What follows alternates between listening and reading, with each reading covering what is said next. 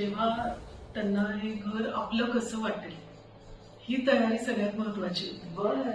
की हे आपलं वाटण्यासाठी आपण काय केलं पाहिजे आणि ते स्वतःचं घर सोडून जेव्हा आपल्याकडे राहायला येतील तर जास्तीत जास्त आनंदी कसं वाटेल, तर पहिलं त्यांना सुरक्षित वाटलं पाहिजे. तर ह्या विचारावर फोकस केल्यावर उत्तर आपोआप मिळत गेली. शारीरिक काळजी म्हटलं तर वय हे हा एक जो फॅक्टर आहे तो लक्षात घेतला तर वयामुळे होणारे शरीरातले बदल, तर याच्यावर आपल्याकडे एज्युकेशनल कोर्सेसच चालू असतात. ते कसे आपण ऑब्झर्व करायचे आणि डॉक्टर्सनी ते कसे ट्रीट करावे मोस्ट नॉन अग्रेसिव्ह वेनी, याच्यावर भर असतो. तर त्यात उलट औषधांचा भडीमार कमी आणि थेरपीज आणि आनंदाच्या ऍक्टिव्हिटीज जास्त, यातनं शारीरिक काळजी कशी घेता येईल याच्यावर भर आहे. आता मला बाहेरून किंवा अगदी ओव्हरसीज फॅमिलीज कडने कळतं की ह्याला त्यांनी तपस थेरपी हेच नाव दिलेलं आहे. त्यातनं physical health, mental health, cognitive health यात खूप सुधारणा दिसली आणि खरोखर कन्सिडरेबल एक्सटेंट पर्यंत औषधं बंद झाली. 40 ते 60 पर्यंत मेंदू जितका शेणतो तेव्हा खरं जास्तीत जास्त काळजीची गरज असते. तर तेव्हा आपण काय काय करू शकू याच्यावर आम्ही पूर्ण गायडन्स देऊ शकतो. त्यामुळे मिडल एज पासून मध्यम वयापासून जी एजिंग कडे जाणारी, वृद्धत्वाकडे जाणारा जो प्रवास आहे त्यात आपण स्वतःची कशी चांगल्यात चांगली काळजी घेऊ शकू ह्या विचारात आता सध्या मी रात्रंदिवस गर्क आहे.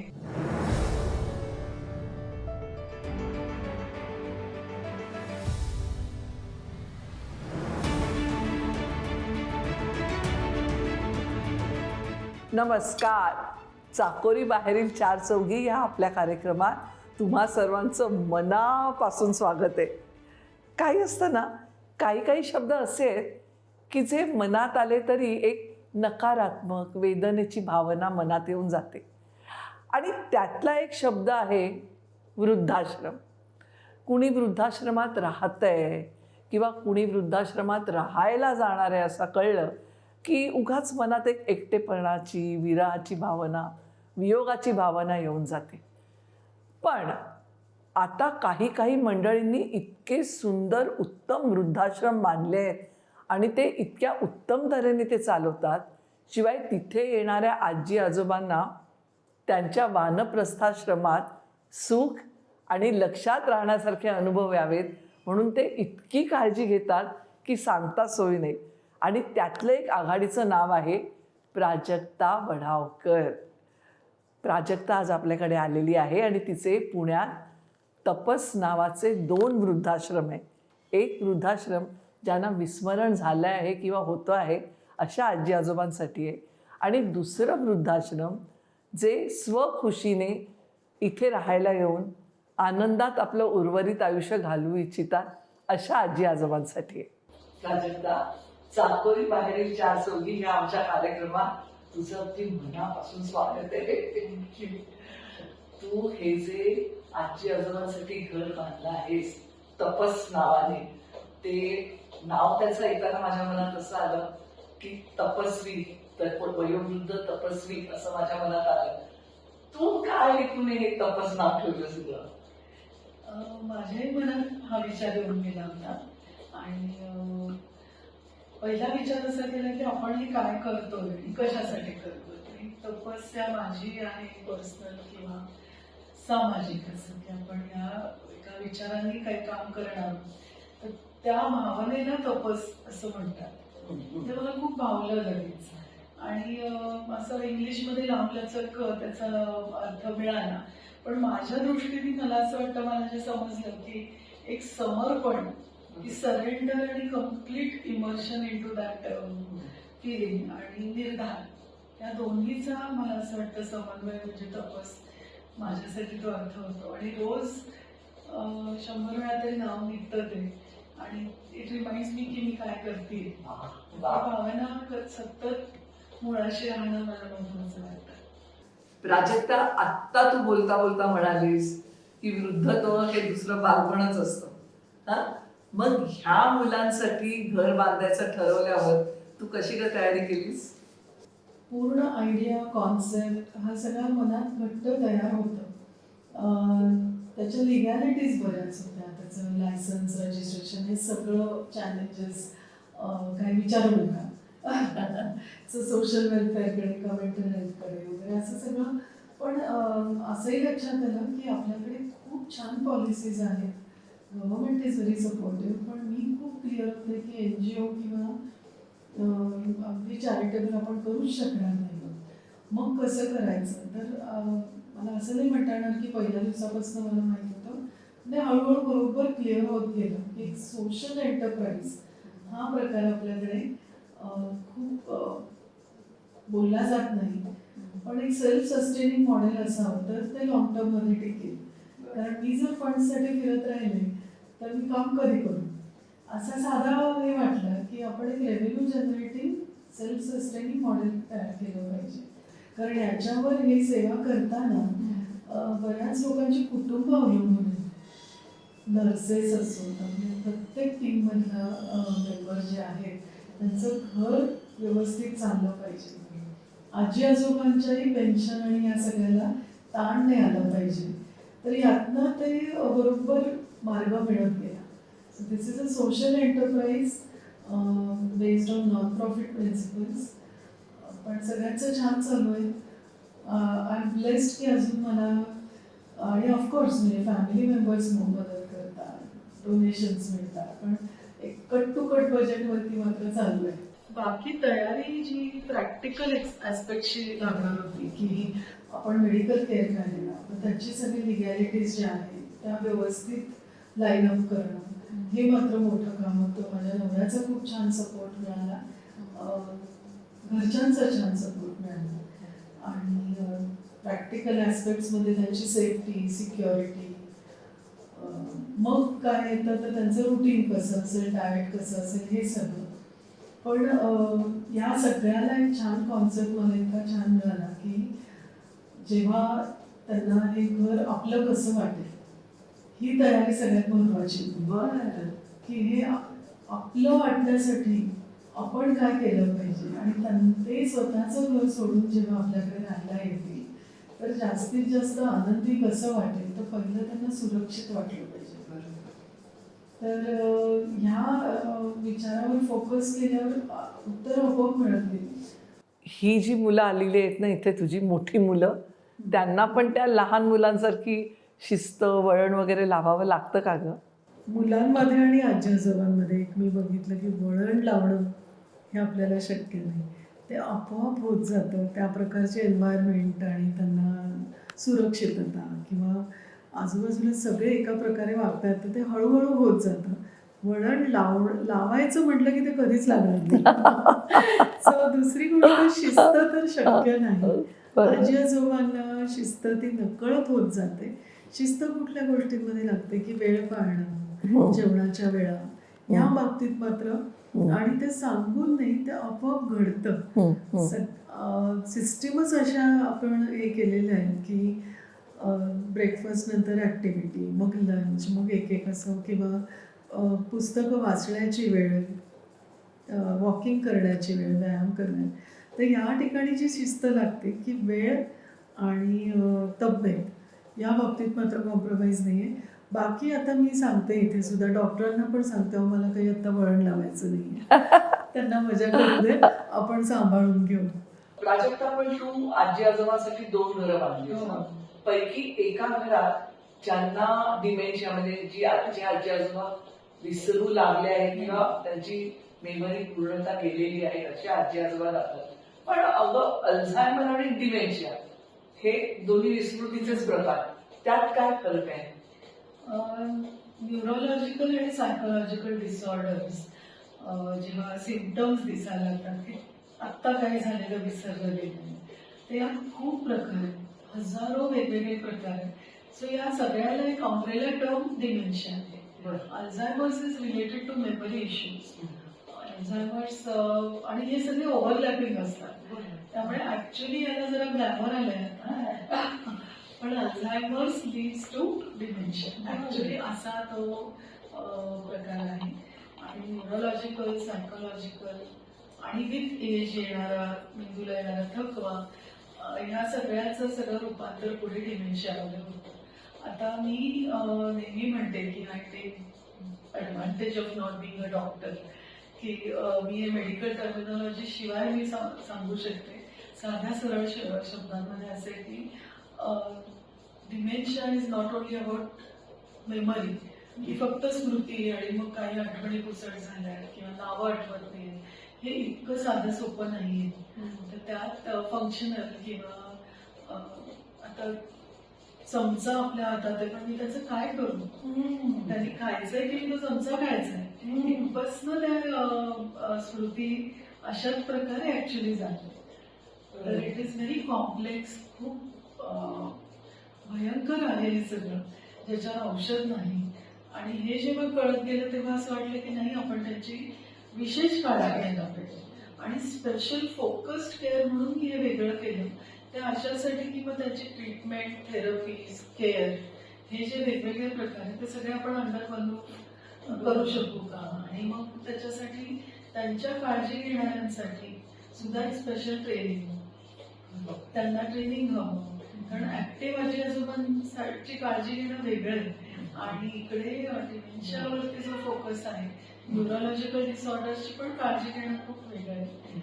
तर यात ट्रेनिंगचा भाग आला आणि माझ्या टीमसाठी स्ट्रेस मॅनेजमेंटचाही भाग आला. त्यामुळे मग ते वेगवेगळं करणंच पर्याय नव्हताच, करायलाच हवं असं वाटलं. आता बालेवाडीला जे तपस आहे तिथे डिमेन्शियाचे पेशंट्स राहतात आणि इथे म्हणजे वाकडला जे तपस आहे तिथे ॲक्टिव्ह एजिंगचे आजी आजोबा राहायला येतात. पण ह्या दोन्ही ठिकाणच्या आजी आजोबांची शारीरिक आणि अर्थात मानसिक काळजी तुम्ही कशी घेता? त्याचे सुद्धा मी जसं आता म्हणाले की सिस्टीम्स किंवा त्याचं डिझाईन हळूहळू बनत गेलं. तर शारीरिक काळजी म्हटलं तर ती इतकी मोठी जबाबदारी आहे की मग डॉक्टर्स आणि नर्सेसच्या मदतीनेच होतंय. आणि खूप सिस्टमॅटिक डिसिप्लिन वेमध्ये आपण करतोय की अगदी डेली चार्ट्स आहेत त्यांचे, की रोजच्या रोज त्यांचं बीपी पल्स घेतलं जातं आणि सगळ्यांना डॉक्युमेंटेशन आहे. त्यामुळे डेली चार्ट हे प्रत्येक आजी आजोबांचे दोन्ही सेंटरला हे रोजच्या रोज आम्ही चेक करतो, डॉक्टर्स चेक करतायत. त्याही पलीकडे जेवण म्हणजे फूड, की त्यांनी फूड इंटेक व्यवस्थित आहे का त्यांचा, एखाद दिवशी जेवले नाही तर ते रिपोर्टिंग आम्हाला होतं की अगदी लंच इन्चार्ज, डिनर इन्चार्ज त्यांचं लक्ष असतं, कोण कमी जेवतंय का नाही जेवले आज.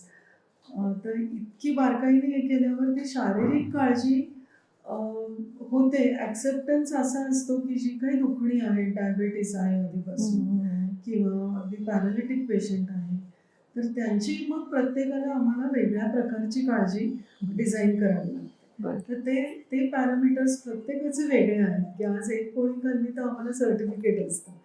तर शारीरिक काळजी असं म्हणता येईल की डॉक्टर्सचा महत्त्वाचा भाग आहे. त्याचा फीडबॅक देणं हे आपल्या स्टाफ टीमचं काम आहे की आज त्यांच्या म्हणजे अगदी डिमेन्शियामध्ये काय होतं की न्यूरोलॉजिकल त्रास असल्यामुळे की जरासा बॅलन्स जातोय का, स्टेप्स थोड्या शफल होत आहेत का चावायला त्रास होतोय, गिळण्याचा त्रास वाढलाय का, हे खूप महत्वाचं होतं. तर ही खूप वेगळ्या प्रकारचं ट्रेनिंग आहे आणि ते आम्ही करतोय. पण शारीरिक काळजी म्हटलं तर वय हा एक जो फॅक्टर आहे तो लक्षात घेतला तर वयामुळे होणारे शरीरातले बदल, तर याच्यावर आपल्याकडे एज्युकेशनल कोर्सेस चालू असतात. ते कसे आपण ऑब्झर्व करायचे आणि डॉक्टर्सनी ते कसे ट्रीट करावे मोस्ट नॉन अग्रेसिव्ह वेनी, याच्यावर भर असतो. तर त्यात उलट औषधांचा भडीमार कमी आणि थेरपीज आणि आनंदाच्या ऍक्टिव्हिटीज जास्त, यातनं शारीरिक काळजी कशी घेता येईल याच्यावर भर आहे. पण ज्या ऍक्टिव्हिटीज म्हणतोय त्या कॉग्निटिव्ह ऍक्टिव्हिटीज म्हणजे मेंटल हेल्थसाठी ज्या ऍक्टिव्हिटीज आहेत, तर फिजिकल हेल्थ आणि मेंटल हेल्थ हा वेगवेगळा विचार करताच येत नाही आता. त्यामुळे कॉग्निटिव्ह स्टिम्युलेशन, हँड आय कोऑर्डिनेशनवर बेस्ड किंवा मोटर स्किल्सवरती बेस्ड अशा ऍक्टिव्हिटीज डिझाईन करता लक्षात आलं की ते करताना त्यांना त्यात खूप आनंद आला किंवा हा. चॅलेंजिंग ऍक्टिव्हिटीज दिल्या. खूप कॉम्पिटेटिव्ह होतात आजी आजोबा. तिला छान येतं तर मलाही येईल. किंवा ओरिगामी नवीन शिकतोय तर त्यात मजा वाटत असते, पण ओरिगामीमुळे जे ब्रेन स्टिम्युलेशन होत आहे, जे कॅल्क्युलेशन्स ते करतायत किंवा हातांच्या हालचाली होत आहेत, तर हे खूप महत्वाचं असतं. आणि ते करता करता त्यांच्या तब्येती सुधारलेल्या दिसतात.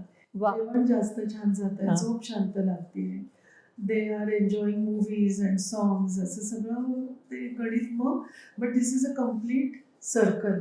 तर त्या रोज सकाळी आणि संध्याकाळी आपण पेंटिंगच्या स्वरूपात, व्यायामाच्या स्वरूपात घेतोय. ओरिगामी, क्ले थेरपी, मातीच्या वस्तू बनवणं. तर आणि त्या आपण मजेशीर करतो, पण these are therapies in itself. आता मला बाहेरून किंवा अगदी ओव्हरसीज फॅमिलीजकडनं कळतं की याला त्यांनी तपस थेरपी हेच नाव दिलेलं आहे. क्या बात है, वा. त्यातनं physical health, mental health, cognitive health यात खूप सुधारणा दिसली. आणि खरोखर कन्सिडरेबल एक्सटेंट पर्यंत औषधं बंद झाली. वा. की अगदी बीपीची म्हणता येतील किंवा जी सायकोलॉजिकल सायकॅट्रिक मेडिकेशन आहे ते खूप कमी झाले. सिडेटिव्ह घेणं हे वयामुळे होणारच किंवा रोज एक झोपीची गोळी लागते असं जे म्हणतात, त्यांच्या आम्ही पहिल्या काही दिवसात बंद केलेल्या आहेत गोळ्या. आणि छान झोपतायत, छान मजा करतायत. तर याला आता तपस थेरपी म्हणूया. डिमेन्शियाला जगभर इलाज नाही की एक गोळी घेतली आणि आपला ब्रेनमध्ये जो डॅमेज झाला तो रिपेअर झाला, असं अजून तरी जगभर औषध नाही. तर हा ऍक्सेप्टन्स जेव्हा मला आला तेव्हा मग आत्ताच्या त्यांच्या स्टेजमध्ये चांगल्यात चांगलं आपल्याला काय करता येईल, आणि हा जो अधोगती जी होती किंवा जे प्रोग्रेशन होतं डिमेन्शियाचं ते आपण थांबवू शकू का, किंवा ते स्लो डाऊन करू शकू का, ह्याच्यावर भर दिला. आणि त्यामुळे प्रत्येक गोष्ट जी तपसमध्ये घडतीये ना, की अगदी ऍक्टिव्ह एजिंगमध्ये सुद्धा इमोशनल वेलबिंगसाठी सायकियाट्रिस्ट बोलवणं, सायकोलॉजिस्टच्या ऍक्टिव्हिटीज आणि ऑफकोर्स काउन्सिलिंग अवेलेबल आहे आपल्याला. तर कुठल्याही वेळेला येऊन आजी आजोबा गप्पा मारतात, काही जुना ट्रॉमा आहे किंवा ग्रीफ काउन्सिलिंग आम्ही म्हणतो, किंवा इंटरपर्सनल रिलेशन्ससाठी काउन्सिलिंग. याच्यात सगळा फोकस असा आहे की जगण्यातली क्वालिटी आपल्याला कशी चांगल्यात चांगली करता येईल. सो क्वालिटी ऑफ लाईफ वरती भर देऊन जेव्हा या थेरपीज तयार झाल्या तेव्हा त्यात नाविन्य आलं. आता यावर्षी आपण अशा थेरपीज डेव्हलप केल्यात की 80 आणि 90 वर्षाचे जे आजी आजोबा आहेत त्यांच्या लहानपणी जे खेळ असतील त्याच्यावर बेस्ड अशा थेरपीज आम्ही तयार केल्या. आणि आता त्यामुळे ऍक्च्युली नकळत तपस रिसर्च असा एक व्हर्टिकल तयार होत गेलाय.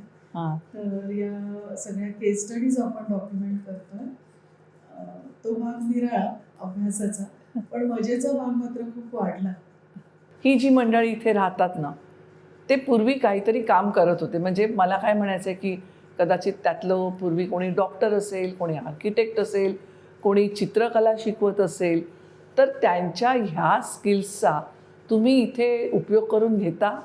तपसमध्ये उपयोग तर होतोच, इट इज व्हेरी सिग्निफिकंट. आणि प्राऊडली मी हेही म्हणेन की डॉक्टर्स, लेखक मंडळी, सायंटिस्ट मंडळी किंवा आर्मीतली बरीच लोक आहेत, तर त्यांना आपली शिस्त आवडते बाय द वे. पण येस, या स्किल्ड मंडळींचा नक्कीच सगळ्यांनाच फायदा होतोय. की आता कोणी टीचर होतं तर त्या पूर्ण लायब्ररी आपली सांभाळतात आणि it has given a purpose for every day life. हा एक फरक पडतो. दुसरं म्हणजे त्यांची स्किल्स आपल्या स्टाफ टीमसाठी पण खूप उपयोगी पडतात. याच्या पलीकडे मी हेही म्हणेन की नॉट ओन्ली फॉर तपस, तर हे जे ट्रेजर आहे आपलं, ट्रेजर ऑफ नॉलेज मी म्हणते सिनियर सिटीजन्सचं, तर माझ्या लक्षात आलं की हे आपण बाहेर, तपसच्या बाहेर पण अवेलेबल केलं पाहिजे. तर आय हॅव टायअप्स किंवा एक connections with different schools and colleges. खरं त्यांना मी सामावून घेतलंय तपसच्या कामामध्येच. त्यामुळे या थर्ड जनरेशन म्हणता येईल, त्या दोन्ही पिढ्यांना एकमेकांचा उपयोग होतो की आजी आजोबा आणि त्यांच्या नातवंडांच्या वयाची शाळेतली मुलं हा. त्यांच्या आम्ही ट्रिप्स तपसमध्ये अरेंज करतो. अरे वा. आणि तर मग ते सगळे एकत्र काही गोष्टी शिकतात, कधी ते शिकवतात, मुलं आजी आजोबांना शिकवतात आणि आजी आजोबा त्यांना शिकवतात. असं एक छान आणि मोस्टली असं लक्षात आलं की त्यांना सगळ्यांनाच पिकनिक हवी असते. बरं. सो तेही होऊन जातं. तर समाजातल्या तिसऱ्या पिढीसाठी हे एक खूप मोठं ट्रेजर आहे. याच्यावर मला अजून मोठं काम करायचं आहे खरं तर, की तपस प्लॅटफॉर्म तयार करून या पिढ्यांना कनेक्ट करून देणं. पुण्यातल्या आणि मुंबईच्या कॉलेजची मुलं मुली सायकोलॉजी स्टुडंट्स पासून अगदी डॉक्टर्स पर्यंतच्या इंटर्नशिप्स आता आपल्याकडे होतात आणि त्या फॅकल्टी टीम वरती सुद्धा मी आजी आजोबांना घेतलंय की त्यांची लेक्चर्स अरेंज करणं, इंटरॅक्टिव्ह सेशन्स अरेंज करणं for these interns is very enriching. बरं. आणि या पलीकडे अजून एक मला असं वाटत होतं की कॉग्नेटिव्ह हेल्थ वरती जो आपण फोकस केलाय, तर आजी आजोबांना स्किल डेव्हलपमेंटसाठी, आता समजा कोणी आर्किटेक्ट होते आहेत, आयुष्यभर आर्किटेक्ट म्हणून काम केलंय, त्यांना मी मुद्दाम म्युझिक शिकायला लावते. अच्छा. याने फक्त ब्रेन स्टिम्युलेशन होऊ शकतं. बरोबर. आणि लेखक मंडळींना आम्ही कॉम्प्युटर शिकवतोय किंवा एखादं वाद्य शिकताय, तर यांनी काय होतं की त्यांचे स्किल सेट्स ऑलरेडी डेव्हलप झालेले आहेत, पण brain will be stimulated only when they do something different. तर ह्याच्यासाठी मोटिवेट करणं, एनकरेज करणं, अगदी काउन्सिलिंग करणं आणि जीवापाड प्रयत्न करत राहणं, याच्यामुळे खूप फरक दिसला होता आणि तो आनंद वेगळाच आहे. त्यांना बघून अजून 4 जण मोटिवेट होतात की आतापर्यंत जे केलं नाही ते पिक इट अप आणि आम्ही ते प्रोव्हाइड करायला इथे तयारच. प्राजक्ता, मला काय वाटतं माहितीये का, प्रत्येक व्यक्ती ही माणूस म्हणून वेगळीच असते.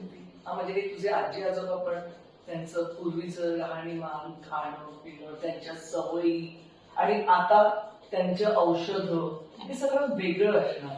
हा, आणि त्यातनं एक महत्वाचा मुद्दा असेल, कारण आता आम्ही त्याच दिशेने वाटचाल करतोय म्हणून लक्षात आलेला की ह्या वयात आहे ना, बदल स्वीकारणं आणि स्वतः बदल करणं शक्य असतं, पण ते सोपं नसतं.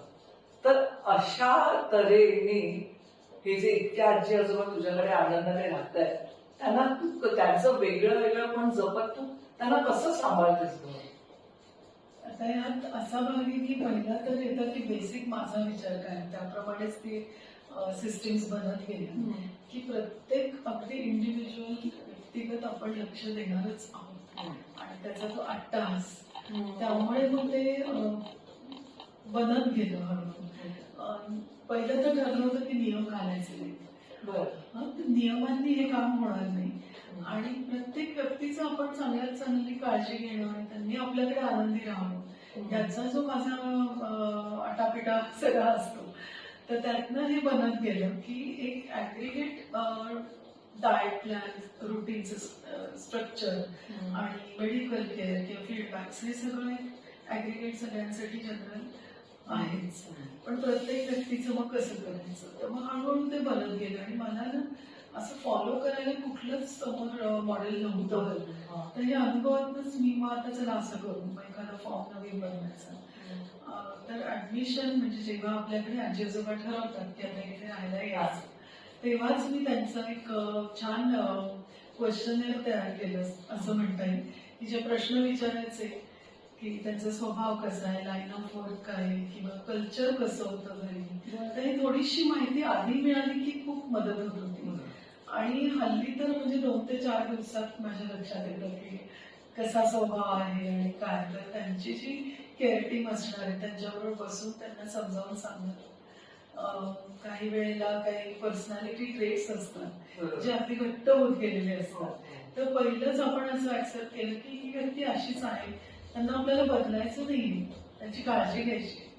तर त्या पर्सनॅलिटी ट्रेट्स सकट काळजी घ्यायची, मग ती कशी चांगली घेता येईल. इंडिव्हिज्युअल केअर प्लॅन हाच आपला फोकस आहे, पर्सनलाइज्ड केअरच.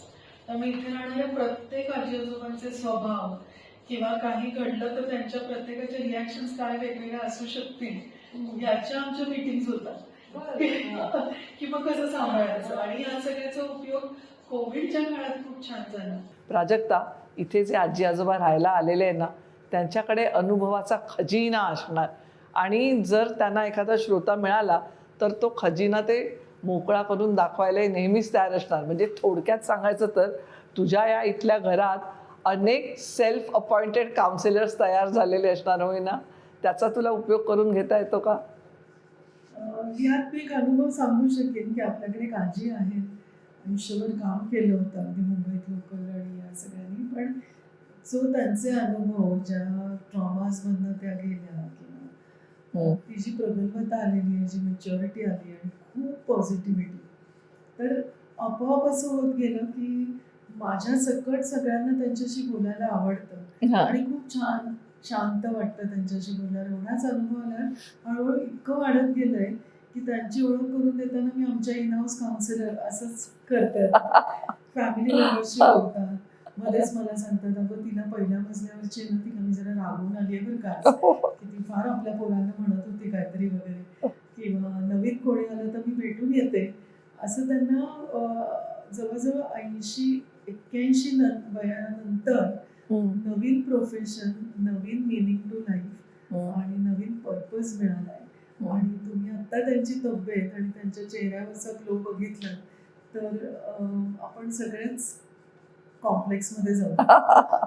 मग ह्या आजी आजोबांसाठी तू आत्ता म्हणालीस की तुम्ही काही ॲक्टिव्हिटीज मुद्दाम प्लॅन केल्या आहेत, त्याबद्दल सांग ना आम्हाला. ॲक्टिव्हिटीज म्हणजे रोजच्या तर आहेतच, मग पेंटिंग, क्राफ्ट याच्याशिवाय काय, आणि सतत नवीन आम्ही बघत असतो, डिस्कस करत असतो. पण आपल्याकडे एकतर सणवार इतके भरपूर आहेत की we grab every opportunity for that, की अगदी संक्रांतीला पतंग बनवण्यापासून छोटे मोठे पतंग बनवतो, मग अगदी तिळगुळ बनवण्यापासून हळदी कुंकू मग होतं, त्यामुळे त्याच्या आधी 15 दिवस तयारी, त्याच्या आधी प्लॅनिंगची मीटिंग, अशी सगळी मजा चालू होते. मग आता उन्हाळ्यात आता त्या सगळ्यांना माहिती आहे की आपलं एक पॉट आईस्क्रीम, जे पूर्वीच्या काळी घरात आईस्क्रीम तयार करायचे, तो पॉट मी कुठून विकत आणला, आणि आईस गोळा करण्याचे प्रोग्राम, खूप मजा. आणि म्हणजे अगदी त्यांच्या लहानपणी किंवा त्यांनी आयुष्यभर ज्या ॲक्टिव्हिटीज केल्या की वाळवणं म्हणजे कुरडया पापड्या करणं, हा उन्हाळ्यातला आमचा आवडीचा विषय. आणि मला तिघी चौघींनी ऑलरेडी आज येऊन विचारलं की अगं अक्षय तृतीयेच्या आधी व्हायला पाहिजे, पहिला रस होईल तेव्हा आपल्याच कुरड्या घरच्या पाहिजेत वगैरे. तर हे नुसतं तेवढ्यापुरतं थांबत नाही, तर आपले आजोबा लोक सगळे, त्यांना आम्ही पहिल्यांदा करायला लावतो. तर यातनं मोटर स्किल्स किंवा रेसिपीजची देवाणघेवाण, मग मेमरीला ताण देणं, ह्या सगळ्या गोष्टी त्यात ओल्या जातात. प्राऊडली आम्ही ते खातो.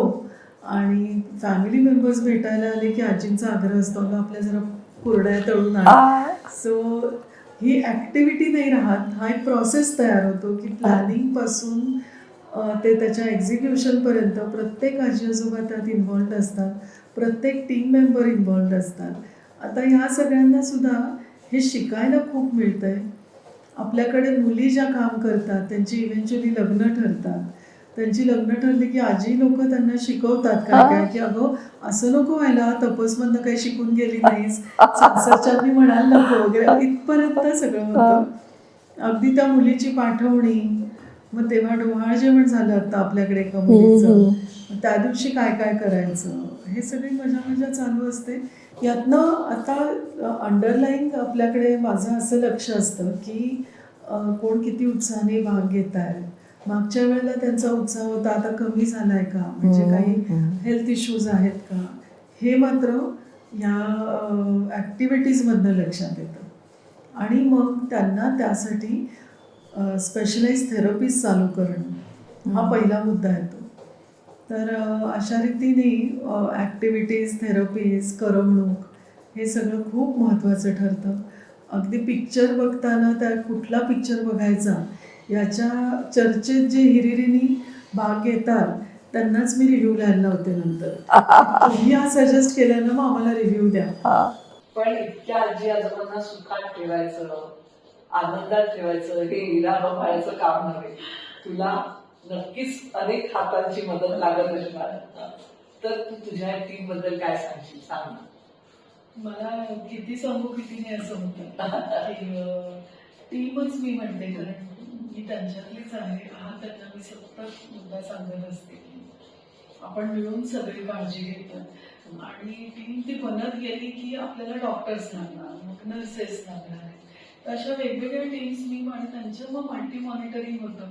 सो मला हे मॅनेज करायलाही सोपं जातं. पण बेसिक काम करण्यासाठी अगदी डायपर चेंज पासून आंघोळीला बदल, त्यांना जेवण बनवणं, हे सगळं काम अटेंडन्स म्हणता येईल. पण आम्ही तुम्ही तपासमध्ये चक्कर मारली तर लक्षात येईल की आम्ही सगळे जेवायला एकत्र बसतो. त्यामुळे अटेंडन्स, नर्स किंवा असं वेगवेगळं नाही.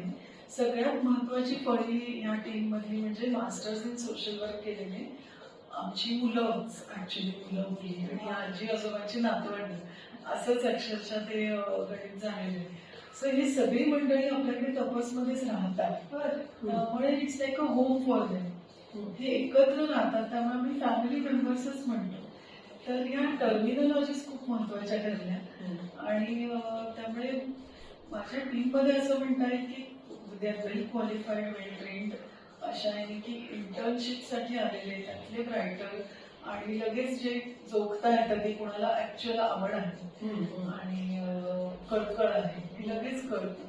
त्यामुळे खूप ते फिल्टर लागलेले आहेत की आपल्या टीममध्ये कोण हे आम्हाला आपोआप कळत जातं. तर हे सगळ्या टीमचं जे रुटीन आहे किंवा त्यांना वेळोवेळी ब्रेक मिळणे किंवा जे स्ट्रेस मॅनेजमेंट त्यांच्यासाठी सुद्धा, कारण हे काम खरंच खूप चॅलेंजिंग आहे आणि प्रत्येकाचे स्वभाव सांभाळून, मूड सांभाळून, आजारपण, ही सगळी काळजी घेणं हे माझ्या टीमचं मला एक सगळ्यात मोठं हे वाटतं की त्यांना तो एक्झॅक्ट ती भावना कळलेली आहे. बरं. त्यामुळे ते सगळं जमून येतं. पण तरी सुद्धा तुम्ही त्यांना विशेष ट्रेनिंग देता. म्हणजे आता दे आर वेल क्वालिफाईड. पहिले MSW लाच ते संपवून आले, म्हणजे कुठेतरी they are on they have an edge. आणि त्या पलीकडे सतत आपल्या सायकियाट्रिस्ट आणि आपल्या काउन्सिलर्स कडनं त्यांना ट्रेनिंग असतं. स्ट्रेस मॅनेजमेंट विषयी, म्हणजे टाइम मॅनेजमेंट आलं, त्यात सेल्फ केअर आलं. सेल्फ केअर म्हणजे त्यांनी स्वतःची काळजी कशी घ्यायची हे आम्ही खूप छान शिकवतो आणि त्याचा खूप मला फरक वाटला. म्हणजे दे आर ऑलवेज चिअरफुल. आपल्या आजी आजोबांच्या फॅमिली मेंबर्स जेव्हा येतात तेव्हा ते सांगतात की आम्हाला सगळे असे स्माइलिंग कसे दिसतात, कोणीच इरिटेटेड दिसत नाही. तर ही सगळ्यात मोठी कॉम्प्लिमेंट मला स्वतःसाठीच वाटते की ते खरंच छान शांत आणि स्माइलिंग असतात. कुणाला जर इथे येऊन आजी आजोबांसाठी काम करण्याची इच्छा असेल तर अशा व्यक्तीमध्ये मग तुम्ही काय गुणविशेष आहेत की नाही बघता?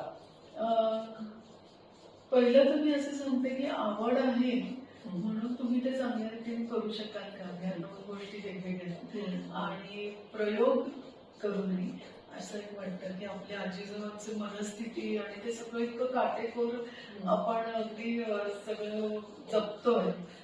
तर बाहेरची व्यक्ती किंवा फॅमिली मेंबर्स पण खूप वेळा म्हणतात की आपण करू, ज्यांची त्यांच्याशी ओळख नाहीये. तर मी त्यांना नेहमी सांगते की आठवडाभर तुम्ही नुसतं या, इथे येऊन बसा, आमच्यातले होऊन कामं करू आपण एकत्र. आणि आठवड्याभरात त्यांनाच कळतं की आपल्याला झेपतंय की नाही. बरोबर.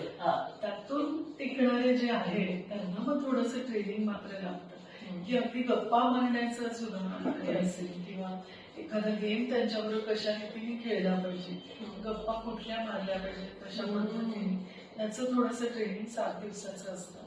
सो अशी व्हॉलेंटिअर टीम आपली खूप स्ट्रॉंग आहे. I am really proud of that.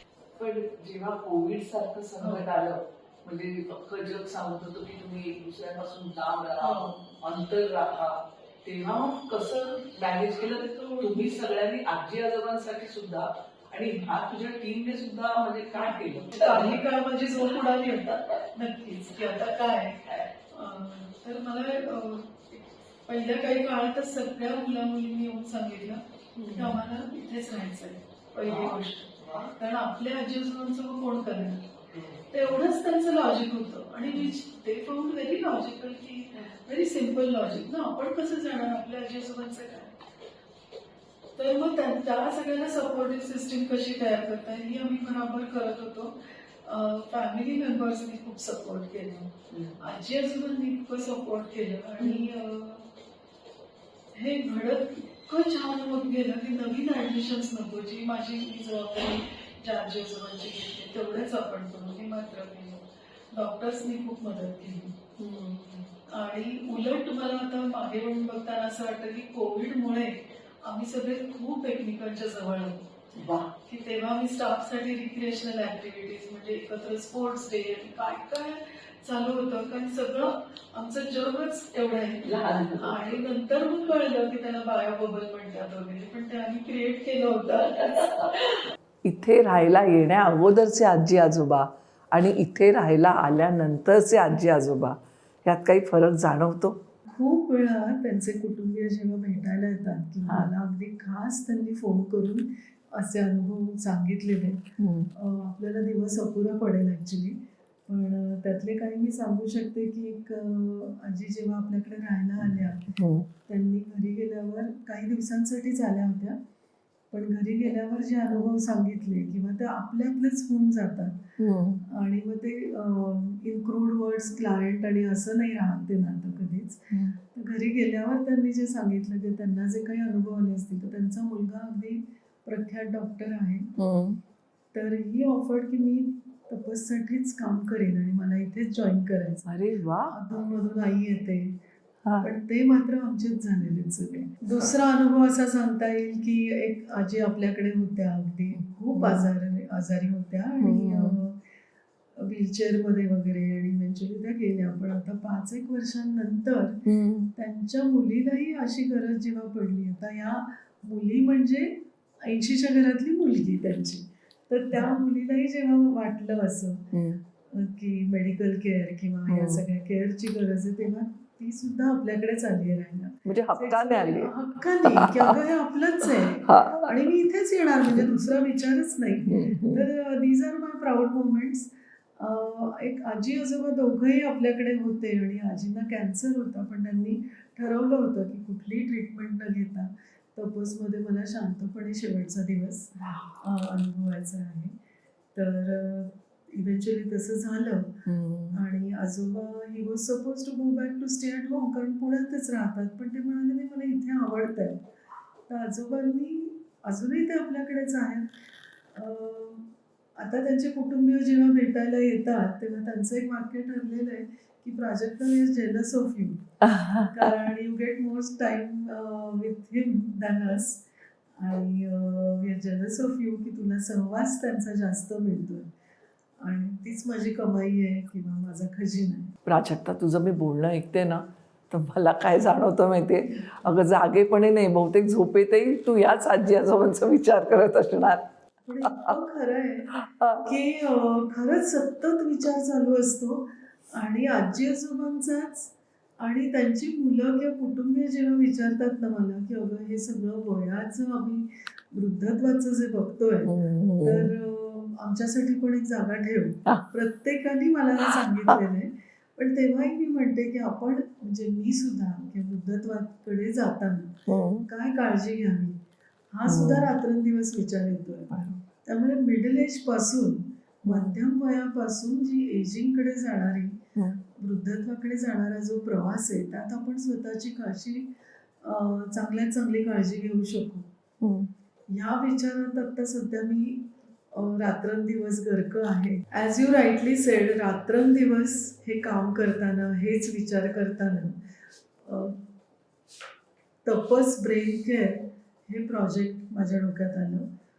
मोठं स्वप्न आहे, सुरुवात केली आहे की मध्यम वयातून वृद्धत्वाकडे जाताना हा प्रवास कसा छान करता येईल. तर त्याच्यासाठी कुठली काळजी घ्यायला पाहिजे, तर physical health. Now everybody is quite conscious of physical health.